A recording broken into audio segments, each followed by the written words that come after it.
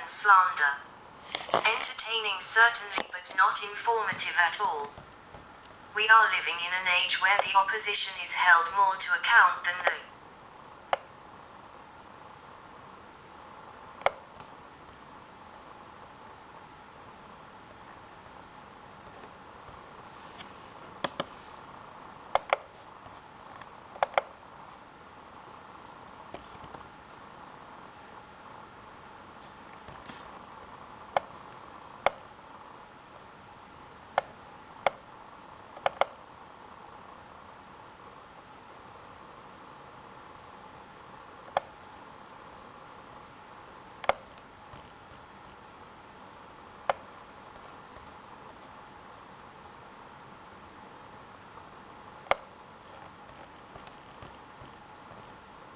Lee Dixon.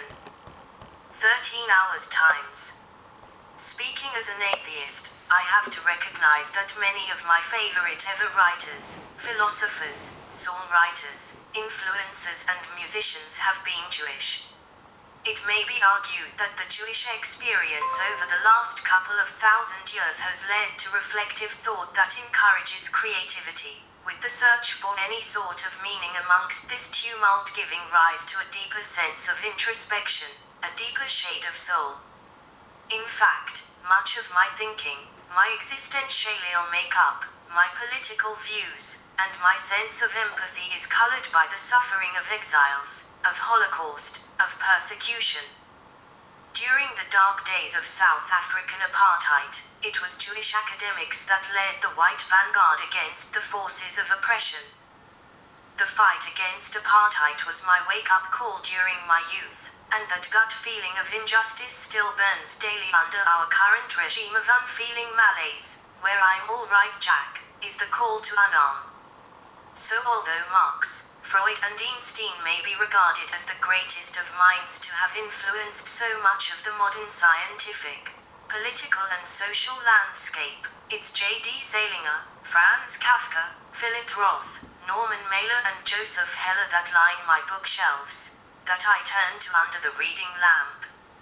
And when I'm dropping into the depths of one of my recurring depressions, I self-flagellate by opening up the horrors witnessed and described in the writings of Primo Levi, Elie Wiesel and Viktor Frankl to take me to depths from where the only way is up, where I can once again sit back in my comfortable home, stick some Leonard Cohen, some Bob Dylan, Lou Reed, Gershwin or Philip Glass on and forget about life for a while. To some, it's cultural appropriation, to me it's cultural appreciation. But on days when I feel the impulse to comment publicly on what's happening in Gaza, or on the ever-increasing spread of the Israeli state into occupied Palestinian territory, and the West's complicity, nay, encouragement of this endless brutality, I have to stop myself, censored, and censured, hushed into silence lest I'm judged as being anti-Semitic. And it doesn't matter that I've spent the best part of my adult life influenced by Jewish thought, I'm still judged unqualified to comment on the disparity between condemnation of South African apartheid in the 20th century, and support of Israeli apartheid just decades later. To me, the song remains the same. You can call me anti-Semitic if it fits the contemporary definition of antisemitism all you like. I know in my heart that this is logical semantics vs lexical semantics, your definition and interpretation of a word, against mine. I am sure that many people on the left feel exactly the same way.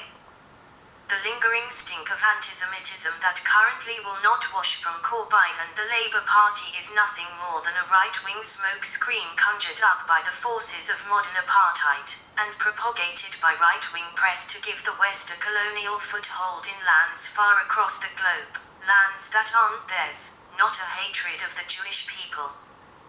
To hold the likes of Corbyn, a man who has fought injustice his whole life, up as an anti-Semite is not only lazy and convenient, but does more injustice to the history of Jewish suffering than Corbyn ever could. 11 Frank Holden, Cecil Leconlin and 9 others. 12 comments. Like. Comment share. Comments. Tony Szymanski. It's a very sad strategy by the right wing. The Tories have no achievements to campaign on, so they have to resort to trying to smear the opposition. Raising objections to what is happening in Palestine does not, in my opinion, constitute an anti-Semitic view, but the Tories are happy to brush aside the plight of the Palestinian people to try and score a few points in their negative election campaign. Delete or hide this. Like. Times reply. Times 13H. Lee Dixon. I know, Tony, it's getting more like US-style politics every day. Nothing to offer, so just go in for character assassination and slander. Entertaining certainly, but not informative at all. We are living in an age where the opposition is held